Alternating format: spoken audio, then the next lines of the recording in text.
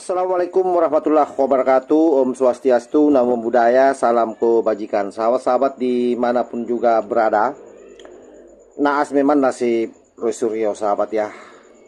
Dimana kita tahu bahwa perjuangan Roy Suryo sampai hari ini yaitu melakukan pra-peradilan, tapi rupanya hal tersebut kandas di tengah jalan karena Mahkamah Agung sendiri sudah mengeluarkan satu titah di mana upaya Roy Suryo ini untuk mengkibuli peradilan kita kandas di tengah jalan.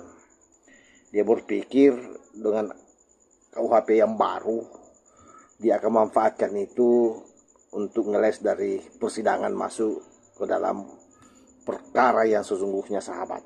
Jadi dia mau lari dari kenyataan sebagai orang yang memiliki kesalahan besar terhadap Pak Jokowi dengan tuduhannya dan fitnahnya yang sangat kejam itu. Dan hal itu juga diperkuat oleh relawan Pak Jokowi yaitu Andi Aswan. Bahkan beliau dengan tegas mengatakan bahwa Roy Panci ini adalah pembohong besar dan pecundang sahabat ya. Dan yang paling menarik adalah apa yang pernah disampaikan oleh Pak Mahfud MD sendiri. Beliau sudah bisa menggambarkan bagaimana arah kasus ini. Bagi beliau apa yang dilakukan oleh Panci CS bukanlah penelitian, apalagi hasil penelitian yang diteriakkan di tengah jalan katanya itu omong kosong. Oleh sebab itu sahabat-sahabat sekalian, tentu Pak Jokowi sangat bijak menyikapi hal ini dan sangat berharap agar proses ini cepat masuk di dalam ruang persidangan dan Roy Suryo, Dr. Tipa CS akan diperlihatkan ijazah di depan hakim secara langsung oleh Pak Jokowi, karena sesungguhnya Pak Jokowi sudah tidak sabar lagi sahabat untuk hadir di dalam proses persidangan tersebut. Dan hal ini diungkapkan oleh pengacara Pak Jokowi. Nah, lebih jelasnya ini coba kita simak secara bersama-sama. Jangan konyol, ya, jangan konyol. Kita tidak punya bukti, kita tuduh, kan ada persoalan baru nanti. Tapi yang ingin saya sampaikan adalah kami berharap semua masyarakat udah lebih dewasa, sudah melihat kok, sudah dipertontonkan selama berhari-hari bahwa ya tong kosong bunyi nyaringnya. Kenapa begitu? Tak di atas panggung televisi di mana gitu, saling tuding teriak gitu dengan teriakan-teriakan seperti binatang, menyatakan orang lain binatang, itu kan tidak bagus gitu ya. Itu sebabnya saya tidak pernah ikut bicara soal ijazah. Kita sudah tahu lah kesimpulannya. Kalau kita punya rasionalitas sudah tahu, oh ini kesimpulannya. Saya tidak mau ikut ribut-ribut. Apalagi saya sendiri kan ketua Dewan Pakar Keluarga Alumni DPP Keluarga Alumni Kagama Universitas Gadjah Mada. Saya berharap ini segera diakhiri saja, serahkan prosesnya pada hukum, apapun akhirnya tidak usah ribut-ribut lagi menurut saya. Apalagi saya tidak pernah melihat ada sebuah penelitian dilakukan tuh lalu diteriak-teriakkan. Saya baru lihat sekarang ini hasil penelitian ilmiah. Saya baru dengar sekarang nggak ada penelitian tuh lalu dikampanyekan tiap hari, dan kita tidak tahu metodologinya kecuali teknologinya yang dijelaskan.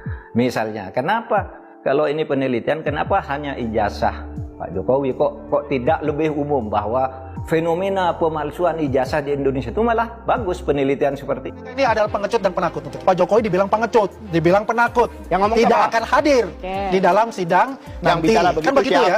Nanti kita tanya. Jadi kalau kita lihat ini ya, yang pengecut penakut itu siapa? Ya, publik bisa menilai untuk itu. Kalau sebetulnya kalau ingin lancar gitu ya kita ikuti besok itu tanggal 13 Agustus itu kita perkara. Ini kenapa terjadi yang namanya prapit? Ini sudah pokok perkara.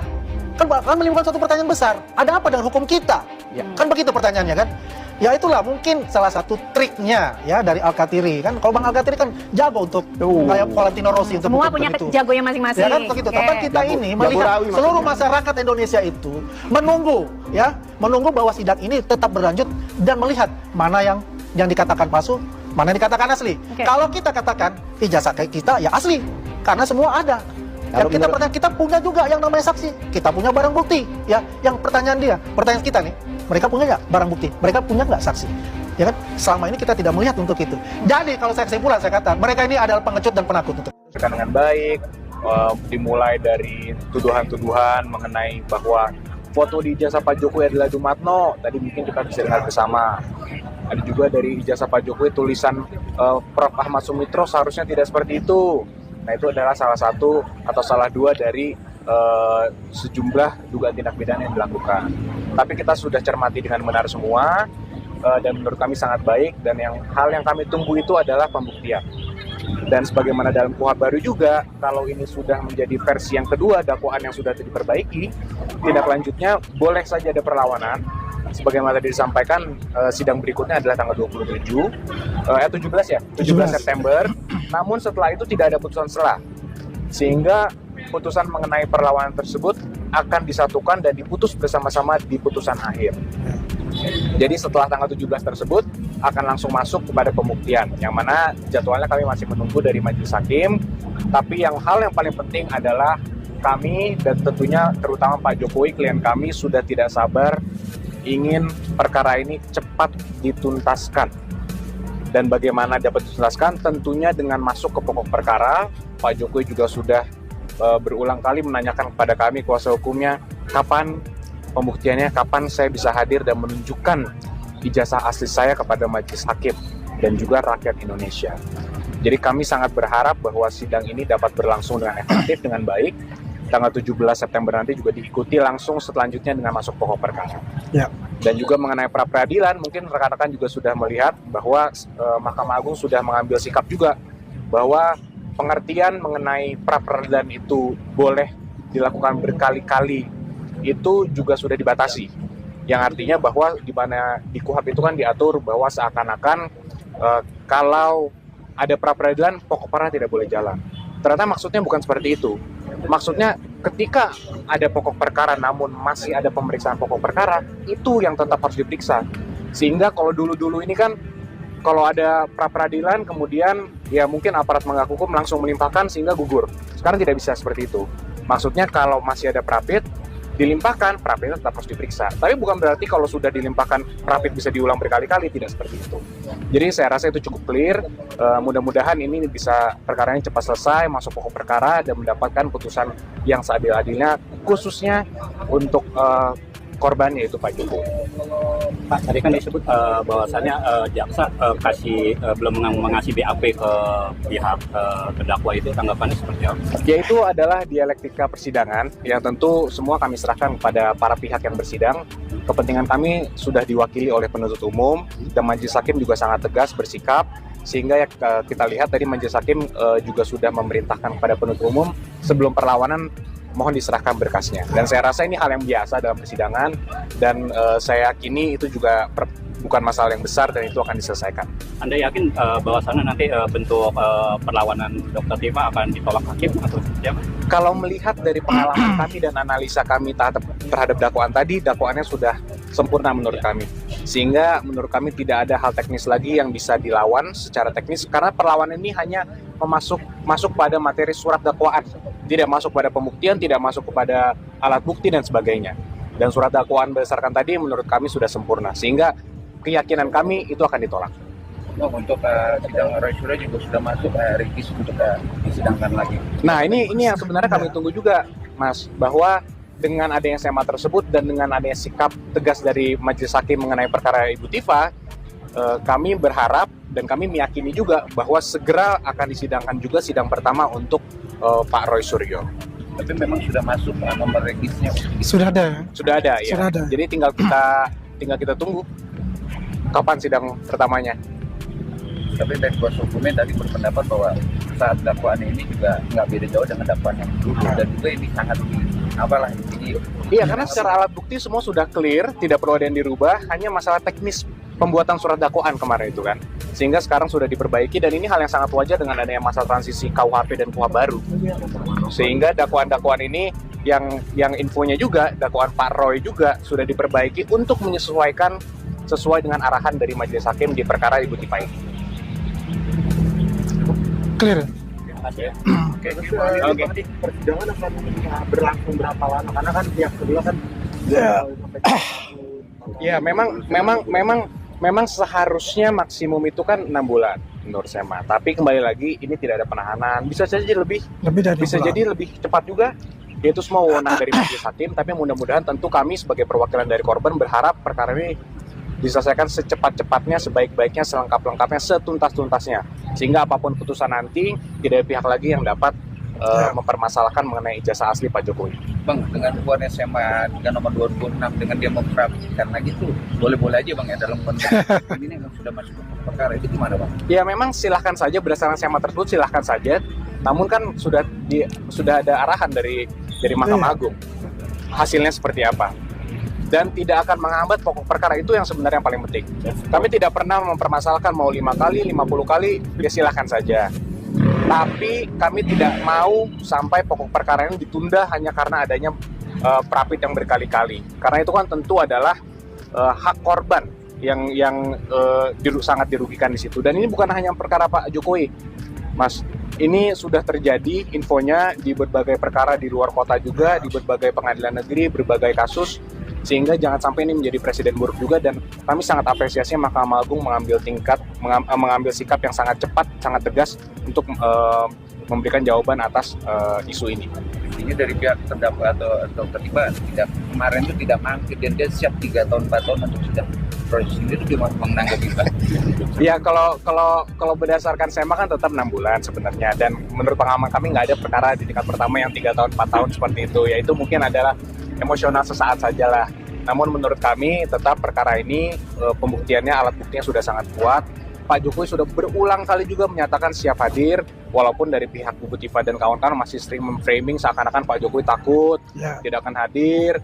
Tapi kami menegaskan kembali dalam kesempatan ini bahwa Pak Jokowi akan hadir, karena kepada kami pun beliau sudah menanyakan berkali-kali kapan sidang yang dapat menghadirkan Pak Jokowi untuk menunjukkan ijazahnya. Tapi kalau untuk pandangan Abang sebagai melihat hakim tadi gimana Bang? Pandangan Abang? Menurut kami hakim sangat baik, sangat tegas ya mengambil sikapnya. Tentu kami sangat objektif dalam melihat suatu hal. Walaupun kemarin sempat eksepsinya atau perlawanan yang diterima, kami tetap menghormati dan kami meyakini bahwa itu adalah hal yang sangat baik. Kenapa?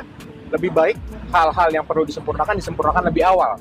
Jangan sampai sudah akhir ternyata dakwaannya ada kekurangan dan sebagainya. Jadi itu kami sangat hormati dan kami meyakini bahwa majelis hakim dapat memimpin persidangan ini dengan baik, sehingga semua hak, bukan hanya hak kami, hak terdakwa pun sangat dilindungi. Buktinya kemarin mangkir pertama masih dikasih kesempatan. Mungkin di perkara lain bisa saja. Ada saja yang mangkir pertama langsung ditangkap, ditahan dan sebagainya. Tapi ini tidak. Majelis hakim sangat objektif melihatnya dan kami sangat juga menghormati itu. Tapi sebelum Pak Jokowi keinginan apakah membicarakan dan lain-lain atau seperti apa tujuannya Pak Jokowi? Iya, sejak awal tidak ada sama sekali 1% pun tidak ada sama sekali niat untuk memperjajakan orang atau memidanakan orang, Pak. Namun niat Pak Jokowi adalah untuk mengakhiri polemik mengenai ijazah Pak Jokowi. Status ijazahnya ini adalah sah dan asli, tapi orang terus saja menggambarkan, meramaikan di sosial media bahwa ini palsu. Dan di Petun kami sudah menang, di Perdata kami sudah menang, CLS juga sudah menang. Jadi kemana lagi kami harus meminta keadilan? Sehingga Pak Jokowi melaporkan ini secara pidana dengan harapan mudah-mudahan rakyat biasa seperti Pak Jokowi bisa memohon keadilan kepada Yang Mulia. Dan saya juga meyakini bahwa Pak Jokowi nanti ketika dihadirkan, beliau hadir di persidangan juga akan memberikan apa kata hatinya lah kepada majelis hakim, pada rakyat Indonesia, apa yang beliau rasakan secara pribadi, karena tentu ini masalah pribadi. Ini bukan menyangkut Pak Jokowi sebagai presiden, ini Pak Jokowi sebagai pribadi, korban yang setiap hari Pak Jokowi mungkin dipermasalahkan di sosial media, dibully mengenai ijazahnya yang sebenarnya asli tapi dikatakan palsu, yang mungkin beliau bukan hanya nama baik beliau tapi nama baik keluarga juga merasa dihina dan dicemarkan. Tapi kira-kira kapan sih Pak waktu yang tepat buat Pak Jokowi menunjukkan ijazah aslinya? Kalau dari kami sih inginnya secepat-cepatnya, Mbak.